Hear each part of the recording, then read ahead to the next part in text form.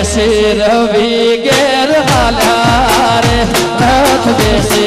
નમસ્કાર મિત્રો, સ્વાગત છે આપણી ચેનલ વિજય સુવાડા પર. તો મિત્રો, આજે આપણે વાત કરવા જઈ રહ્યા છીએ એક એવા સિંગરની જેઓએ સફળતા મેળવવા માટે બહુ જ સંઘર્ષ કર્યો છે. જ્યારે તેમના ગીતો લોકો સુધી પહોંચવાનું ચાલુ થયું તો ભારતભરમાંથી તેમના સિંગિંગની લાખો ફેન ફોલોઈંગ બની ગઈ.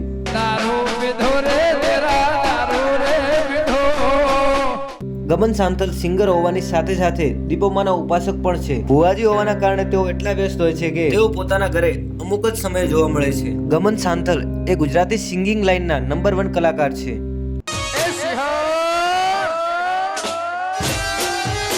તો મિત્રો, આજે આપણે આ વિડીયોમાં જાણીશું ગમન સાંથલના સંઘર્ષથી લઈને સફળતા સુધીની સફર અને એવી ઘણી વાતો જેનાથી તમે અજાણ હશો. ગમન સાંથલનો જન્મ 5 નવેમ્બર 1988 ના થયો હતો. મહેસાણા જિલ્લાના જોટાણા તાલુકાનું સાંથલ ગામ તેમનું જન્મ સ્થળ છે.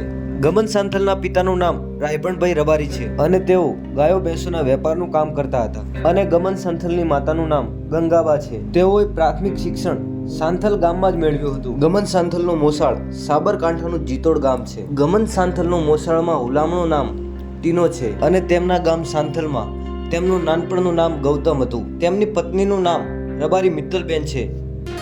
મિત્તલબેનનું પિયર સુરતમાં આવેલ છે અને તેમના પિતા સધીમાના ભુવાજી છે. ગમન ભુવાજી અને તેમની પત્નીના લવ મેરેજ થયેલા છે.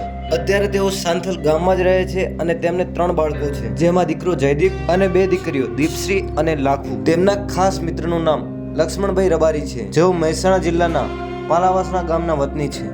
તો મિત્રો, આ તો વાત થઈ ગમન સાંથલના જીવન અને તેમના પરિવારની. આ જ વિડીયોનો પાર્ટ 2 આવી રહ્યો છે ટૂંક જ સમયમાં, જેમાં આપણે વાત કરીશું ગમન સાંથલના બાળપણથી લઈને સફળતા સુધીની સફર. માટે જો તમે અમારી ચેનલને સબસ્ક્રાઇબ ન કરી હોય તો સબસ્ક્રાઇબ કરી લેજો, જેનાથી આગળના વિડીયોની જાણકારી તમને સૌથી પહેલા મળી શકે. અને સબસ્ક્રાઇબ કરવાનો કોઈ ચાર્જ નથી.